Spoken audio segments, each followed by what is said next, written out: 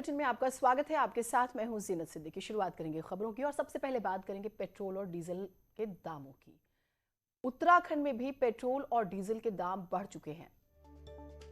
उत्तराखंड में पेट्रोल की कीमत की बात करें तो देखिए 29 पैसे का इजाफा हुआ है, तो 100 रुपये 29 पैसे प्रति लीटर पेट्रोल हो चुका है और यानी कि 103 रुपये 5 पैसे फिलहाल इसका रेट है, जबकि डीजल 93 रुपये 51 पैसे प्रति लीटर के दाम से बिक रहा है। पिछले 2 हफ्ते में यहां पर पेट्रोल डीजल के दाम तेजी से बढ़े हैं। पेट्रोल डीजल के दाम बढ़ने से लोग परेशान हैं। तो पेट्रोल और डीजल के दाम लगातार बढ़ रहे हैं और अलग अलग जगहों पर भी। जब हम उत्तराखंड की बात करते हैं, भारती हमारे साथ जुड़ी हुई है। भारती, सबसे अहम बात यह है कि पेट्रोल और डीजल के जब दाम बढ़ते हैं, खासतौर से उसका सीधा असर हमारी रसोई पर पड़ता है, खासतौर से जब डीजल के दाम बढ़ते हैं। लोग क्या कह रहे हैं, वहां पर क्या मांग कर रहे हैं?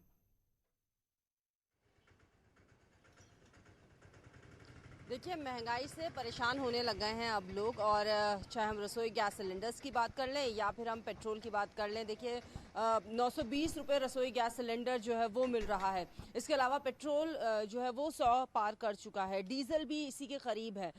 डीजल में भी बहुत ज़्यादा देर नहीं लगेगी क्योंकि 93 तक पहुंच चुका है डीजल का रेट। और इस वक्त मैं पेट्रोल पंप पर ही यहाँ पर मौजूद हूँ। पिछले 2 हफ्तों की अगर हम बात करें जीना, तो पेट्रोल के जो दाम है वो तेज़ी के साथ बढ़ते हुए नज़र आए हैं।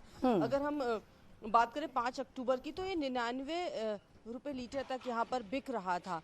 ये सारे पेट्रोल के बात मैं कर रही हूँ जीनत यहाँ बिल्कुल, पर। बिल्कुल। और इसके अलावा प्रीमियम की अगर हम बात करें, वो 101 पहले ही पहुँच चुका था कई ज़िलों में यहाँ पर। लेकिन अब जो है इस 100 रुपये लीटर बिकने की वजह से, जो पेट्रोल के दाम बढ़े हैं उसकी वजह से लोग जो है वो बेहद परेशान यहाँ पर होने लग गए हैं। और लोगों का सीधे तौर पर ये कहना है कि महंगाई जो है वो कम होनी चाहिए यहाँ पर।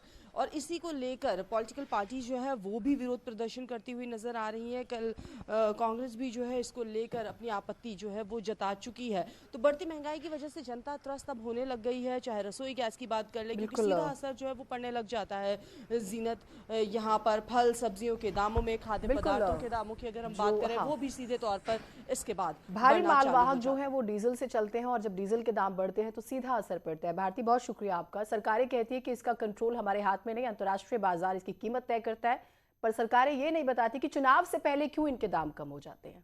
लोग परेशान हैं और हर जगह परेशान हैं।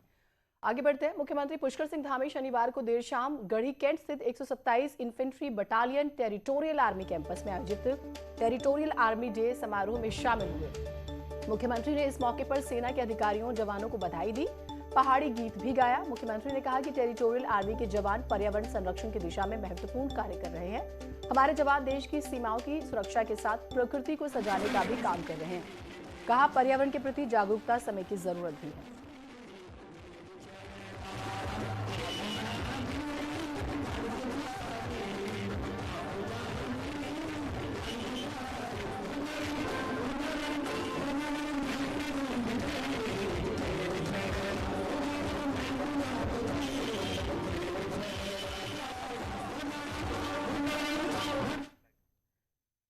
उधर संघ प्रमुख मोहन भागवत हल्द्वानी के 3 दिन के दौरे पर हैं। दौरे के दूसरे दिन मोहन भागवत संघ कार्यकर्ताओं को संबोधित करेंगे। उनका संबोधन परिवार प्रबोधन कार्यक्रम में होगा, जबकि 11 अक्टूबर को संघ प्रमुख हल्द्वानी से वापस चले जाएंगे। उत्तराखंड के मंत्री गणेश जोशी दिल्ली में रक्षा मंत्री राजनाथ सिंह से मिले और राजनाथ सिंह को शहीद सम्मान यात्रा का न्योता दिया। 24 अक्टूबर को पिथौरागढ़ से राजनाथ सिंह यात्रा की शुरुआत करेंगे। सैनिक कल्याण मंत्री गणेश जोशी सीडीएस बिपिन रावत से भी मिले और सेना भर्ती के लिए ब्रांच रिक्रूटिंग ऑफिस खोलने की मांग की।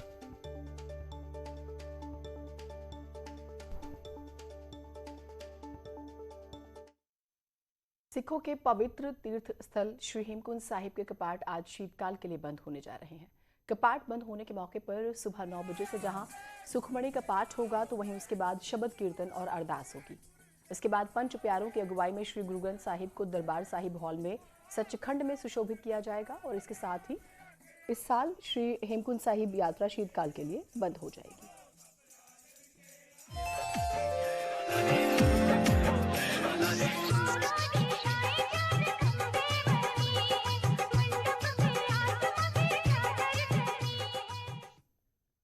मां सती के 52 शक्तिपीठों में से 51 भारत में हैं और एक पाकिस्तान में, जिसमें से 3 शक्तिपीठ कुंजापुरी, सुरकंडा और चंद्रबंदनी शक्तिपीठ टिहरी जिले में है। शारदीय नवरात्र पर इन शक्तिपीठों का अलग ही महत्व होता है। देखिए।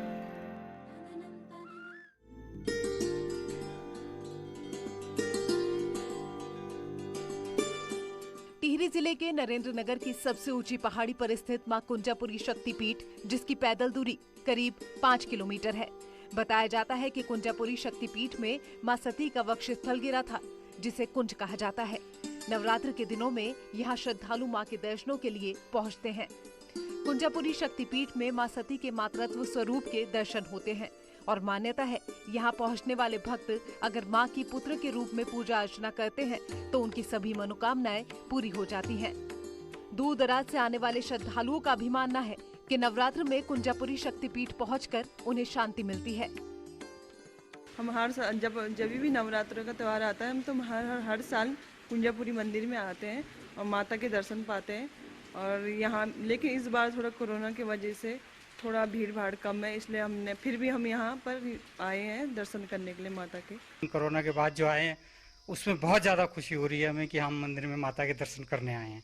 अत्यधिक खुशी है। और भी लोग आए, उन्हें पता चले कि हाँ कोरोना धीरे धीरे कम भी हो रहा है अब। कुंजापुरी शक्तिपीठ में मां सती के दर्शनों के लिए दूर दूर से श्रद्धालु पहुंचे हैं और नवरात्र में मां की विशेष पूजा अर्चना होती है, जिसके लिए श्रद्धालु यहां आते हैं और मां का आशीर्वाद लेते हैं। टिहरी से न्यूज़ 18 के लिए सौरभ सिंह की रिपोर्ट। कोटद्वार मेडिकल कॉलेज और कन्वाश्रम विकास योजना की मांग को लेकर कोटद्वार मेयर हेमलता नेगी ने सरकार के खिलाफ आक्रोश रैली निकाली। इस दौरान कांग्रेस नेता सुरेंद्र सिंह नेगी समेत बड़ी संख्या में कांग्रेस कार्यकर्ता भी विरोध रैली में शामिल हुए।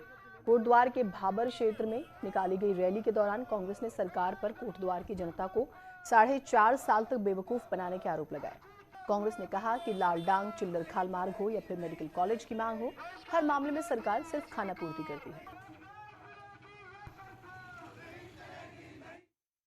रामनगर में जिप्सी रोटेशन का बवाल रुकने का नाम नहीं ले रहा। कल रोटेशन को लेकर हुए समझौते से कई जिप्सी मालिक नाराज हैं। उन्होंने अपना धरना शुरू कर दिया है। इन लोगों का आरोप है कि इस समझौते में उनके साथ नाइंसाफी हुई। रिजॉर्ट संचालक और ट्रैवल एजेंट्स ने इस समझौते में उनके नेताओं को बेवकूफ बनाया, पुतला भी फूका। कहा बिना किसी शर्त को लागू किए बिना रोटेशन को रोटेशन की तरह शुरू करने की हम मांग करते हैं।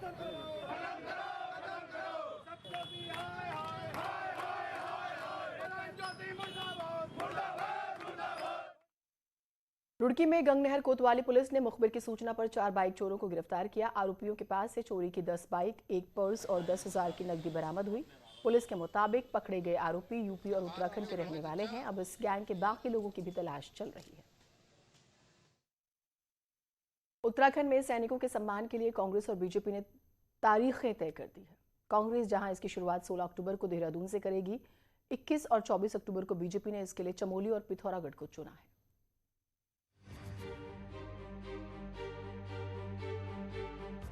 करीब 3 लाख सैनिकों और पुरुष सैनिकों वाले उत्तराखंड में सैनिक सियासत के केंद्र में आ गए हैं।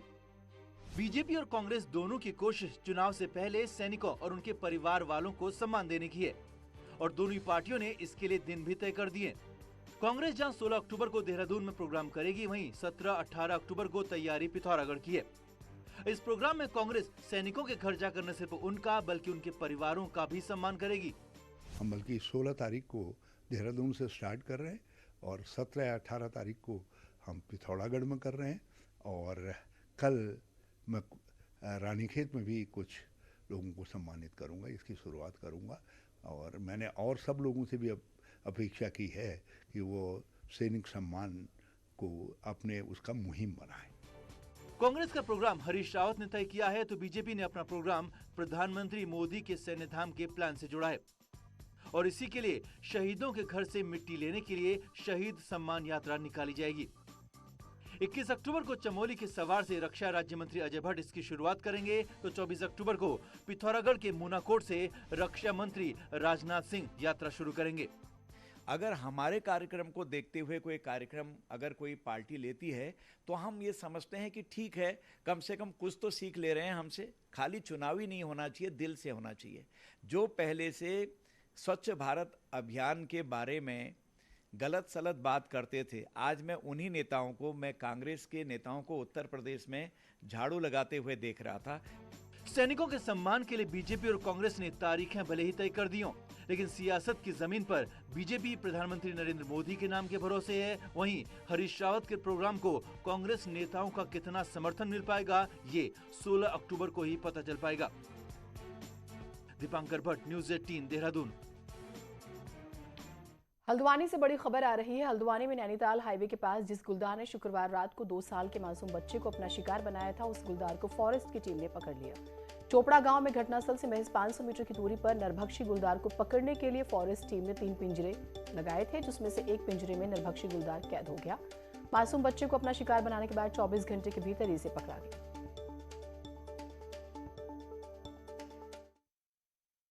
किस तरीके से रेस्क्यू किया गया है इसको? हमने शाम को, कल की घटना को लेके शाम को आज पिंजरे लगाए, संभावित ठिकानों पे पिंजरे लगाए। एक पिंजरे में जो है अभी बाघ फंस गया। 2022 चुनाव में कांग्रेस के सामने चुनौती कई सीटों पर मजबूत चेहरों को उतारने की है, लेकिन कई सीटों पर मजबूत चेहरे हैं नहीं।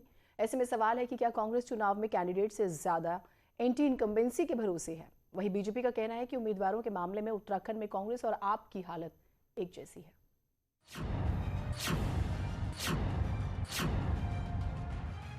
उत्तराखंड की 70 सीटों में से ज्यादातर पर कांग्रेस के पास मजबूत उम्मीदवार नहीं है और ये दावा है बीजेपी का। ऐसे में सवाल है कि जब मजबूत उम्मीदवार नहीं होंगे तो कांग्रेस क्या सिर्फ बीजेपी की एंटी इनकम्बेंसी पर चुनाव जीतेगी?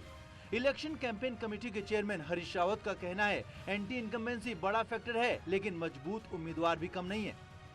हमारे पास मजबूत उम्मीदवार तो ज़्यादा है, लेकिन एंटी इनकम्बेंसी एक फैक्टर है और भाजपा ने इसको और ज़्यादा प्रभावी बना दिया है।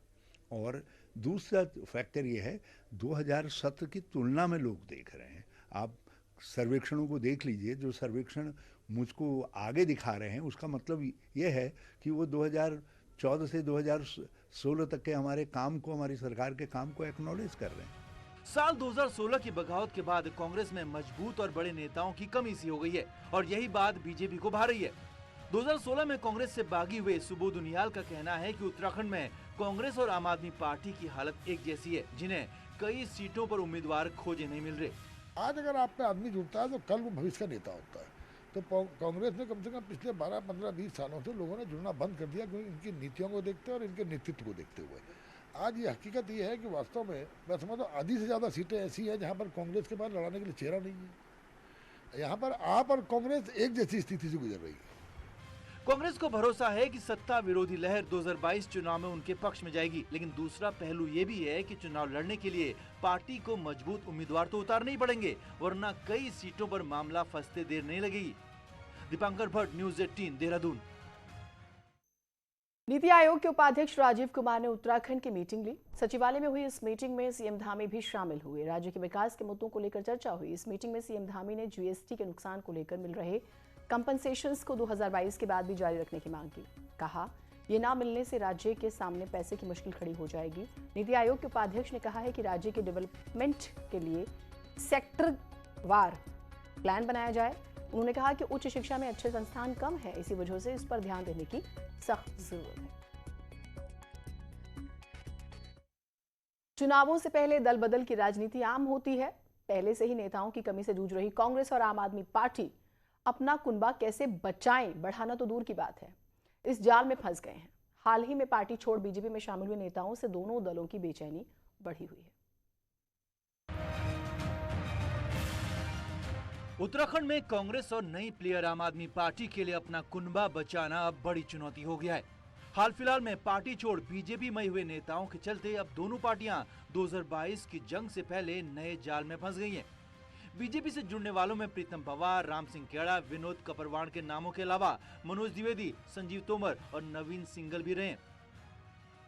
ऐसे में बीजेपी मानती है कि पीएम मोदी की कार्यप्रणाली से जनता खुश है, इसीलिए 2022 के चुनाव में लोग उनसे जुड़ना चाहते हैं। एक ही पैरामीटर पर्याप्त है कि 15 अगस्त 2019 को जहां हम 8% हाउस होल्ड में पाइप से पानी दे रहे थे, आज 47% हो गया और 22 तक हम लक्ष्य को पूरा करने का संकल्प लिए है। मुझे लगता है जनता इतना समझती है और वो फैसला करेगी। वहीं कांग्रेस और आपको लगता है कि जोड़ तोड़ की राजनीति वो नहीं करने वाले। कांग्रेस मानती है कि अंदरूनी कलह है, लेकिन वो हर दल में होती है। वहीं आप अपने साथ यूथ का होना ही काफी मान रही है। यह जो स्थिति बन रही है, भारतीय जनता पार्टी में अंतर्द्वंद है। अब हरक सिंह जी और त्रिवेंद्र सिंह रावत जी का जो वाक युद्ध चला है, आप उसी से अंदाज लगा सकते हैं कि भारतीय जनता देखिए निश्चित रूप से, लेकिन जितना भाजपा में है उतना कांग्रेस में नहीं है। तो कुनबा तो एक शब्द है, पॉलिटिकल शब्द है, मेरे को शब्द नहीं आते, पर हमारे पास टीम अच्छी स्ट्रांग हो रही है। और सबसे बड़ी चीज़ ये है कि टीम की जो एक्सेप्टेंस है सोसाइटी में, उसका काफ़ी हमें जो विजिबल इफेक्ट है वो दिखाई दे रहा है। अब चुनाव से पहले जिस तरह से कांग्रेस और आपसे नेताओं का दल छोड़ना एक बड़ा झटका हो सकता है, और वहीं इससे कैसे पार पाया जाए, इसी में दोनों पार्टियां मंथन कर रही हैं। न्यूज़ 18 के लिए देहरादून से सत्येंद्र बर्तवाल के साथ भारती सकलानी की रिपोर्ट। कोटद्वार की लाइफलाइन लालडांग चिल्लरखाल सड़क के पक्कीकरण का काम शुरू हो गया है। दशकों के इंतजार के बाद सड़क पर ब्लैक टॉपिंग का काम किया जा रहा है। कोटद्वार विधायक और वन मंत्री हरक सिंह रावत का दावा है कि 9 नवंबर के दिन सड़क का विधिवत उद्घाटन कर दिया जाएगा।